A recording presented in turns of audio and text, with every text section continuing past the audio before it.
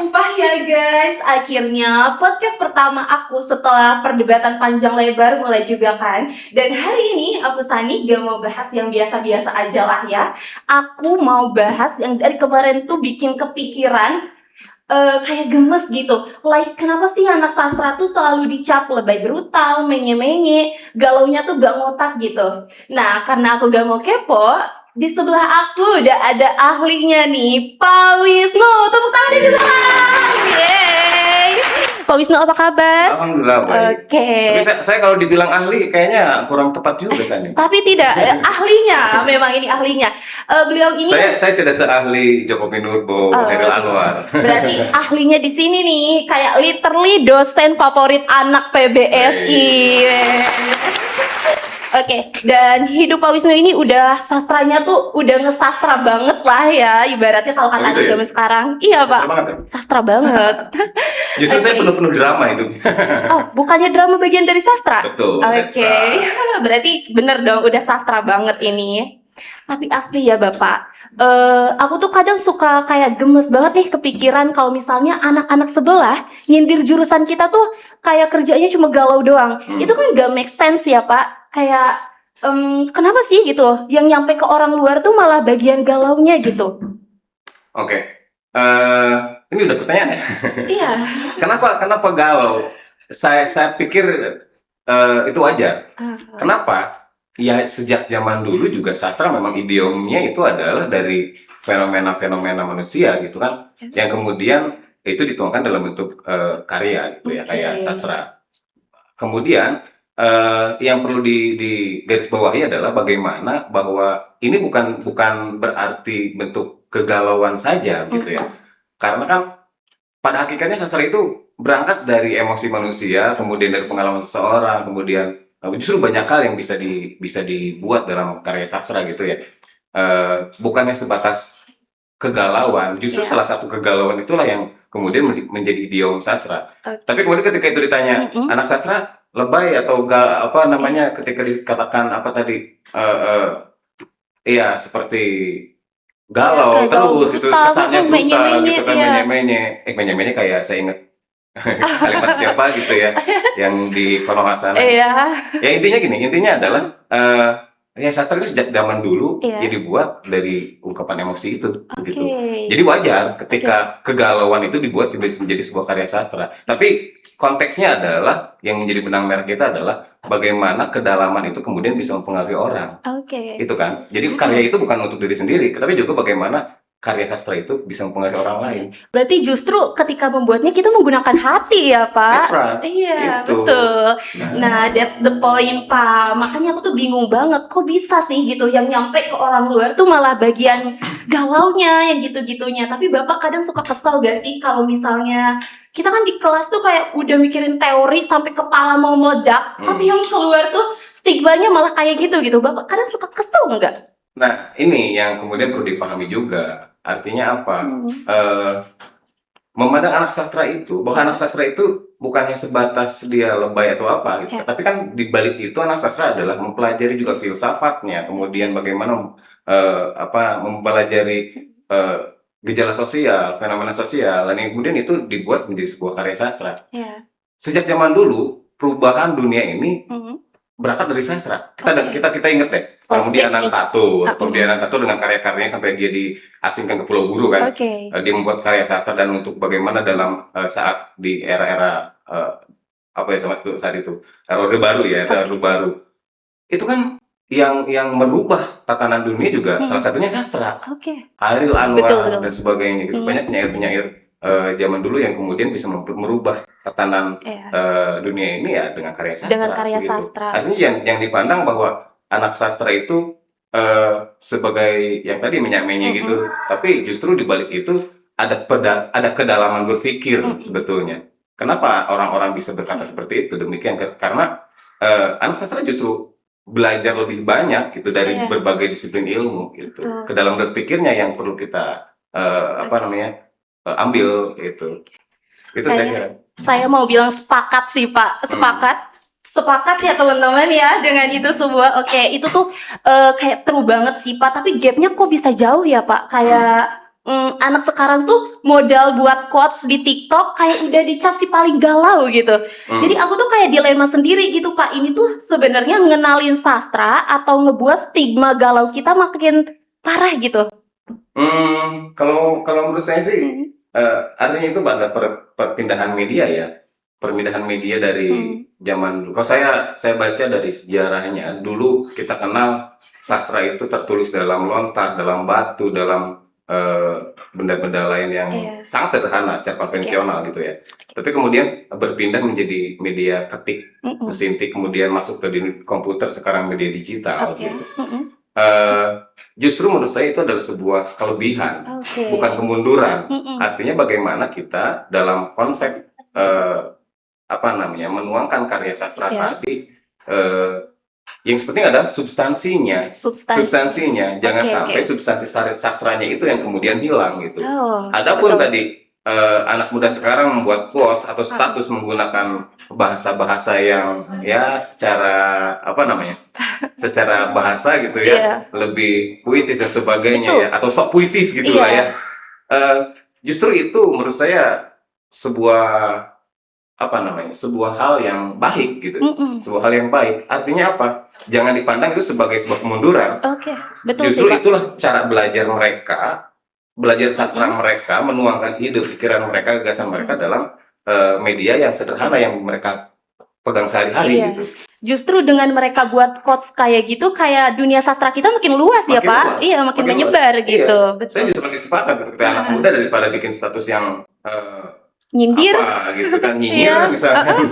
Betul. Tapi dibalut dengan sastra kan lebih elok gitu ya. Betul. Ibaratnya saya mau nyindir seorang, ketika saya pakai kata-kata yang secara harfiah itu sebenarnya kan orang kan mudah tersakit hati ya, sakit hatinya akan lebih dalam gitu. Tapi ketika menggunakan karya sastra atau bahasa sastra akan berbeda gitu. Dan bahkan akan multi interpretasi. Iya, gitu. Betul. Oke, tapi ya Pak, gara-gara FYP TikTok yang anak zaman sekarang tuh bikin quotes galau-galau. Jadi kita tuh anak sastra kayak dicapnya tuh galau terus dituduh muisiin orang gitu. Kadang kena imbasnya gitu Pak. Oh gitu ya? Iya. Pernah lihat nggak Pak? Nah, itu yang jadi pertanyaan saya. Kenapa ya? Padahal kita nggak gitu. Ya mungkin basically melihat background kita, anak sastra seolah-olah gitu kan. Biasanya orang memandang atau gini aja deh, saya analogikan sederhana. Kita lihat supir misalkan, yang dia sehari-hari nyupir misalkan kan. Pandangan orang pasti, oh ini udah pro bener deh dalam dunia menyetir misalkan, supir gitu kan. Padahal kan mungkin saja dia punya keahlian yang lain ataupun hal-hal yang lain gitu ya. Iya, betul. Dan itu terjadi juga dengan kan kita tidak bisa melihat orang dalam luarnya saja. Iya, makanya tadi saya bilang di awal adalah bagaimana kemudian kedalaman proses berpikir ini yang harus dibalut itu gitu. Iya kan? Iya, betul. Sehingga benar tadi ketika Caca bilang anak sastra itu seolah-olah gini gitu kan. Padahal ya pada hakikatnya ya memang demikian.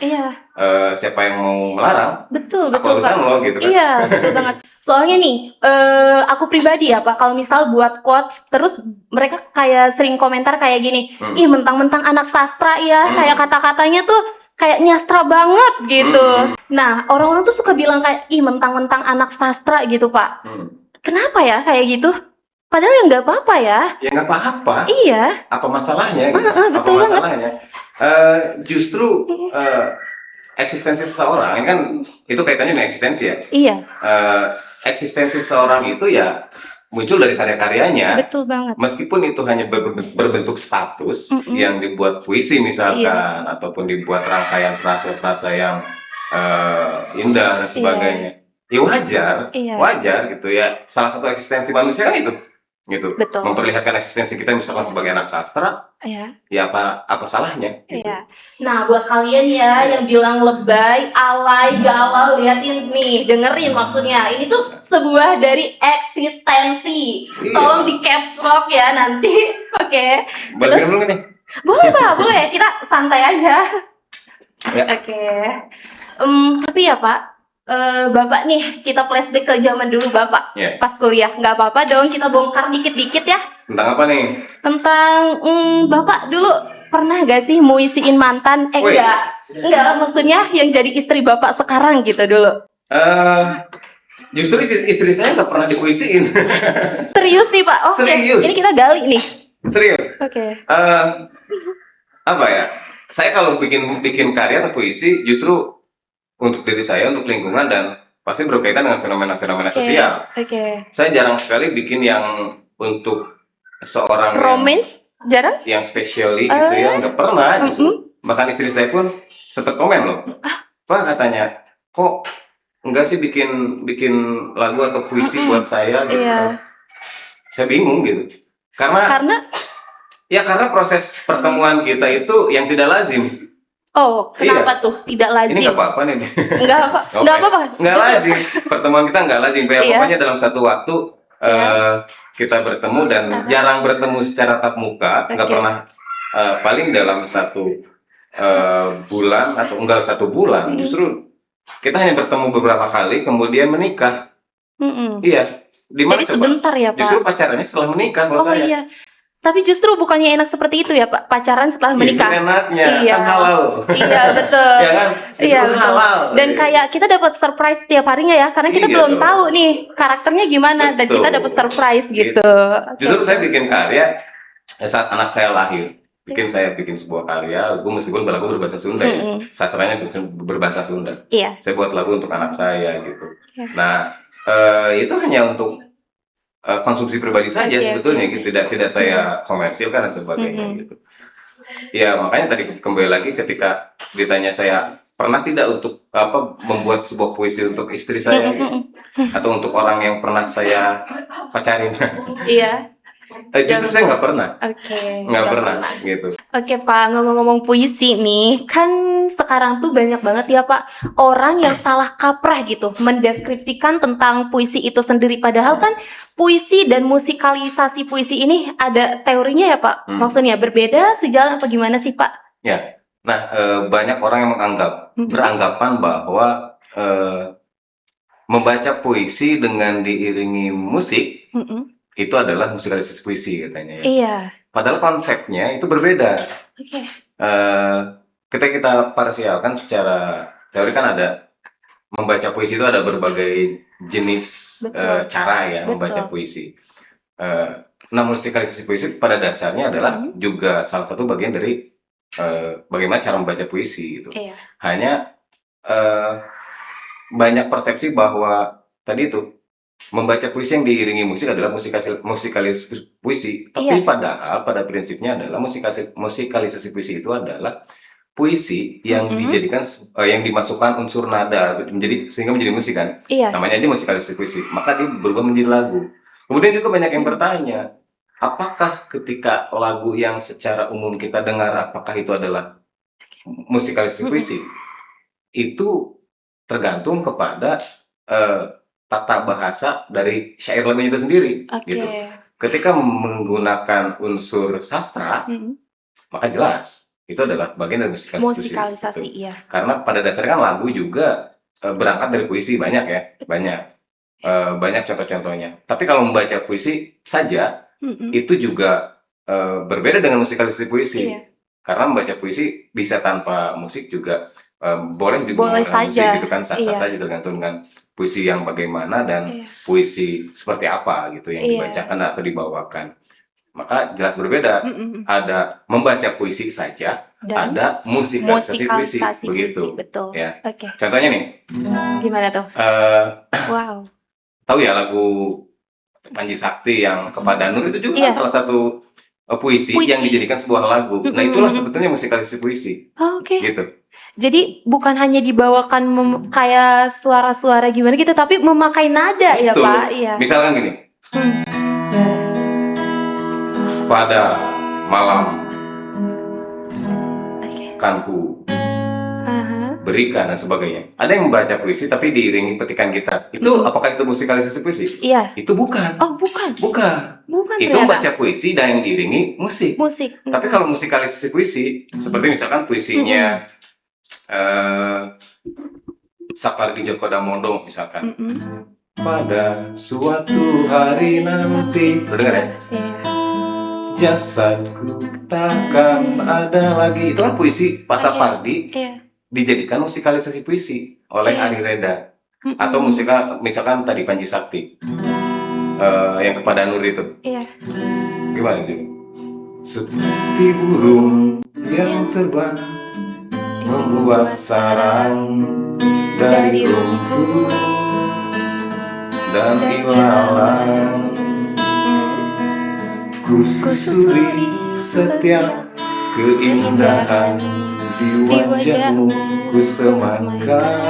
Oh, rindu adalah perjalanan Ya. mengurai waktu, mencoba pertemuan demi pertemuan. Tatapannya Tertulis tertulis di langit malam, di telaga dan di ujung daun itu. Rindu mengekal menyebut namamu berulang-ulang. Rindu mengekal menyebut namamu berulang-ulang. Nah itu, Betul. itu jadinya Keren musikalisasi puisi. banget. Iya, iya, Gitu. iya. Oke, berarti aduh, unsur puisi ini sebenarnya banyak banget ya, Pak. Iya. Jadi, ya Itu kan ampun, sumpah. juga bagian dari ranah sastra ya. Iya, ranah sastra benar. Waduh, suhu banget nih. Ternyata kita nggak salah pilih orang buat ada di sini. Tepuk tangan Minum dulu. dulu deh. Boleh Bapak minum dulu. Oke, tapi nih Pak, kita beralih lagi ke pembahasan tentang media sosialnya nih. Oke. Oke, aku tuh kan makin kesini kayak makin aneh Pak sebenarnya. Kalau misalnya ngelihat konten sastra di media sosial, kan isinya sekarang tuh ada yang cuman gimmick, tapi sebenarnya tapi gimmick estetik gitu. Kayak sastra tuh di estetikin, Ya. Tapi kan emang sastra juga memiliki unsur estetik ya Pak.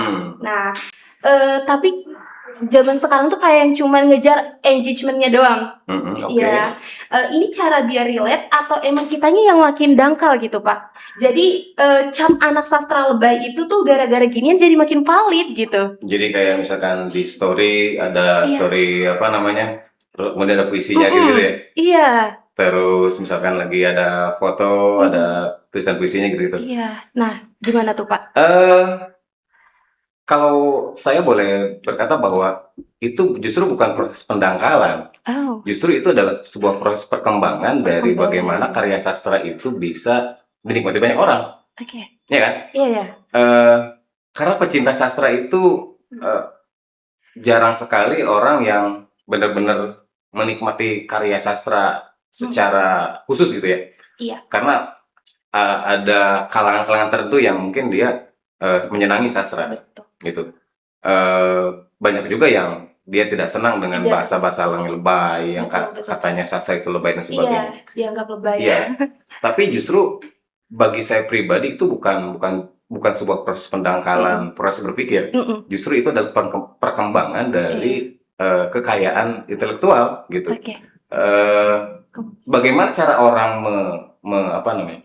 mengekspresikan pemikirannya, kemudian kegalauannya mungkin, Iya. atau kecemasannya, lalu kesedihannya dengan media-media tersebut gitu. Saya kira sah-sah saja. Sah-sah saja. Dan itu justru yang terpenting ya, yang terpenting bagi saya adalah yaitu benar-benar karya dia sendiri, ataupun mengutip karya orang lain yang jelas adalah cantumkan siapa pemiliknya. Misalkan saya sering lihat juga di media sosial ada kutipan-kutipan puisinya Fiersa Besari misalkan, kan sering tuh ya.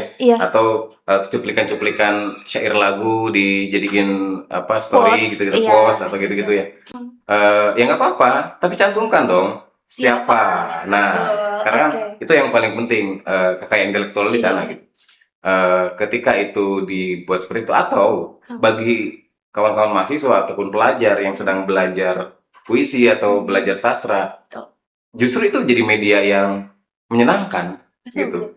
Jadi berekspresi ya Pak. Betul gitu. Justru ini menjadi media yang saya kira khususnya untuk anak-anak SMP, SMA misalkan pelajar kenapa tidak digunakan media itu? Betul. Gitu. Toh sudah ada sarana dan prasarananya Iya. nih. Iya, betul. Karena kan Justru yang namanya media sosial, bagaimana kita cara menggunakannya, betul, iya. gitu. Gitu. Justru semakin mudah ya sekarang tuh, asal jangan duplikat ya Pak. Nah, Ya, jangan gitu. plagiat gitu. Jadi substansinya yang perlu kita. Betul. Oke, nah berarti bener banget Pak Piling. Aku tuh kadang juga ngarah ke situ gitu. Tapi jujur deh Pak, sebagai orang yang udah makan asam garam di dunia sastra, pasti udah ya Aduh, Pak. enggak juga sih. Oh, enggak. Saya hanya penikmat aja sebetulnya. Penikmat tapi yang mengerti juga Tapi teorinya. melakukan. Gitu. Iya.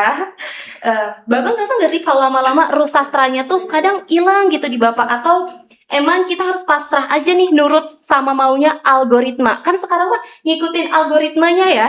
Oke. Iya, jadi gimana tuh? Bagi saya, ya ketika itu menjadi sebuah profit dari algoritma tersebut, misalkan kita viral dari karya kita, misalkan, itu sebuah berkah saya kira. Oke. Kemudian apakah kita harus mengikuti tren? Itu kan saya kira itu trennya ya. Iya, itu trennya. Itu kembali lagi kepada kita. Kalau bagi saya pribadi, saya membuat karya itu tidak harus mengikuti tren. Kalau saya apa yang saya senangi ya saya lakukan gitu.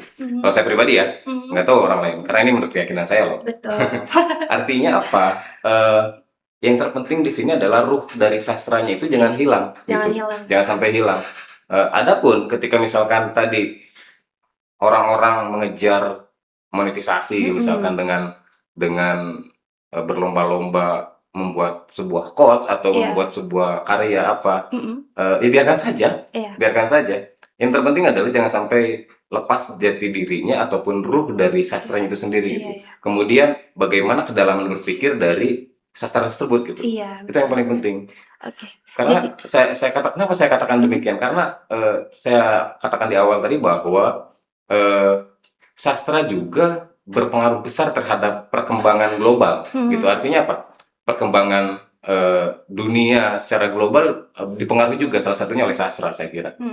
Kita lihat zaman dulu ada naskah sastra Jendra misalkan di sejarah Sunda ya.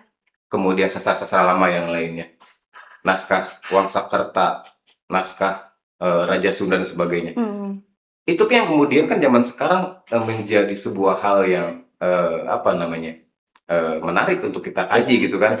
Nah, kemudian berkembang sampai sekarang sastra-sastra lama, sastra baru, sastra modern sekarang. Ya biarkan saja itu menjadi sebuah hasanah saya kira gitu kan.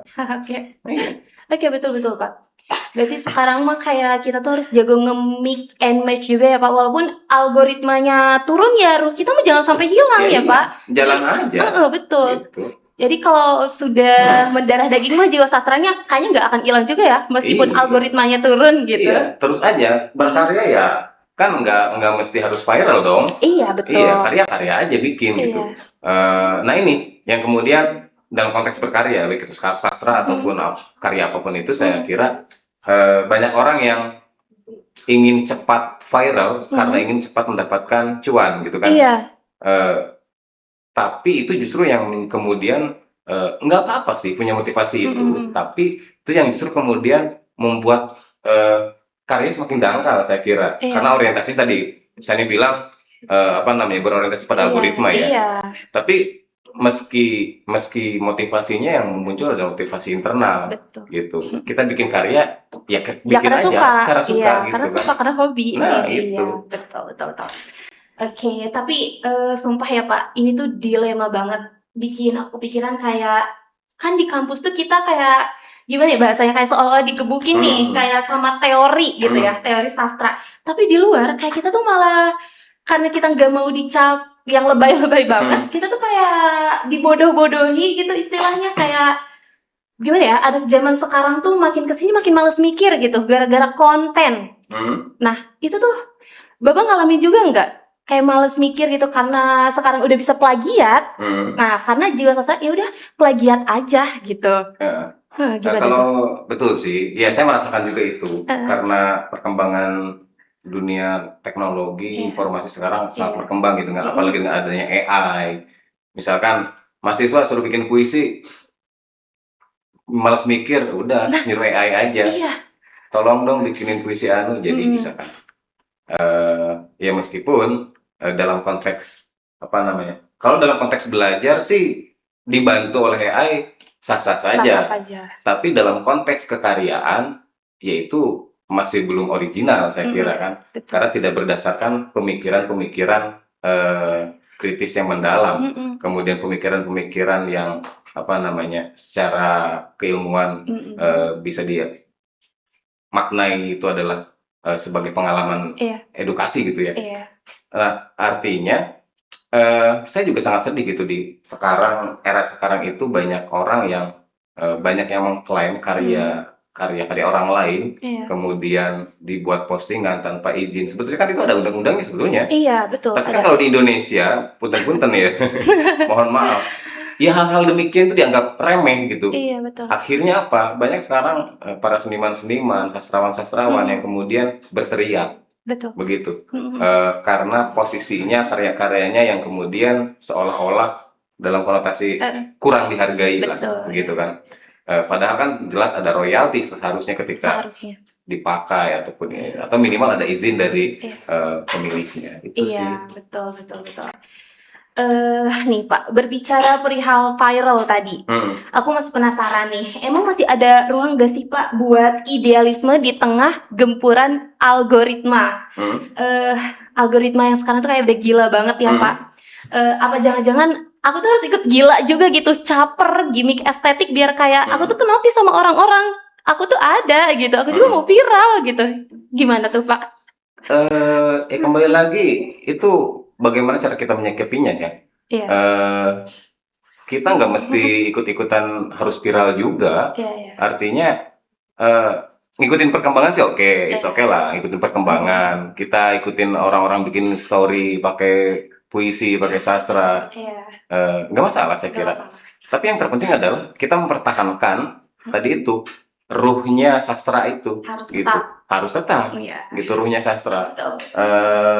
Karena kan tadi itu kembali lagi bahwa sastra itu berangkat dari kecemasan, kegalauan, fenomena sosial, yang mungkin filsafat. Meskipun tadi Sani bilang anak-anak mahasiswa sastra PBSI misalkan penuh dengan teori jejelin praktis sebagainya. Tren lebay itu saya kira tidak perlu dipersoalkan, Yang terpenting bagaimana memposisikan diri kita, menempatkan pada posisi yang tepat. Betul. Jangan kayak lagunya Fiersa Besari. Yang mana di tuh? Tempat yang salah. Jangan ya.